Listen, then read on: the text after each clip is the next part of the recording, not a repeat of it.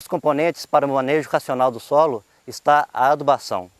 Ao planejar a adubação, precisamos inicialmente conhecer a fertilidade do solo através de um diagnóstico baseado na análise do solo, no histórico de área e adubações anteriores. A partir disso, procuraremos responder as seguintes questões: qual nutriente precisa ser aplicado, em que quantidade, qual fonte devemos utilizar, quando aplicar e como aplicar. O requerimento de nutrientes pela cultura do milho aumenta linearmente com o aumento da produtividade. A demanda é maior para os nutrientes nitrogênio e potássio, seguidos de cálcio, magnésio e fósforo. Os micronutrientes, embora exigidos em quantidades muito pequenas, também são essenciais à cultura. Por exemplo, algumas gramas de zinco são tão importantes para a produtividade quanto vários quilos de nitrogênio. O zinco é um micronutriente e o nitrogênio é um macronutriente essencial para a cultura do milho. A manutenção dos restos culturais na lavoura devolve ao solo grande parte dos nutrientes contidos na palhada de milho, principalmente potássio e cálcio.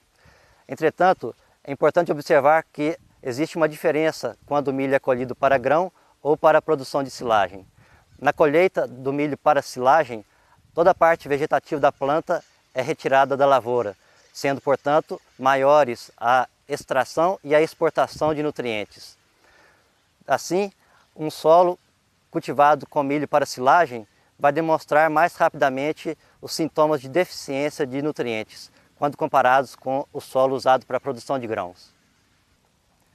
O milho safrinha, cultivado sem irrigação de janeiro a abril, apresenta menor potencial produtivo e maior risco, devido à menor quantidade de chuvas, baixas temperaturas e menor luminosidade no final do ciclo da cultura. Portanto, o milho safrinha deve ser implantado em área de fertilidade construída, atentando-se para repor os nutrientes que serão exportados com a colheita, de acordo com a expectativa de produtividade para a safrinha. Finalmente, é importante lembrar que áreas com subsolos ácidos, com altos teores de alumínio trocável ou baixos teores de cálcio, podem apresentar limitação ao crescimento radicular em profundidade, resultando em menor capacidade de absorção de água, o que é crítico para o milho safrinha. Nesse caso, as práticas de calagem e gessagem devem ser planejadas e realizadas antes da safra de verão. Os componentes para o manejo racional do solo está a adubação. Ao planejar a adubação, precisamos inicialmente conhecer a fertilidade do solo através de um diagnóstico baseado na análise do solo, no histórico de área e adubações anteriores. A partir disso, procuraremos responder as seguintes questões: qual nutriente precisa ser aplicado, em que quantidade, qual fonte devemos utilizar, quando aplicar e como aplicar. O requerimento de nutrientes pela cultura do milho aumenta linearmente com o aumento da produtividade. A demanda é maior para os nutrientes nitrogênio e potássio, seguidos de cálcio, magnésio e fósforo. Os micronutrientes, embora exigidos em quantidades muito pequenas, também são essenciais à cultura. Por exemplo, algumas gramas de zinco são tão importantes para a produtividade quanto vários quilos de nitrogênio. O zinco é um micronutriente e o nitrogênio é um macronutriente essencial para a cultura do milho. A manutenção dos restos culturais na lavoura devolve ao solo grande parte dos nutrientes contidos na palhada de milho, principalmente potássio e cálcio.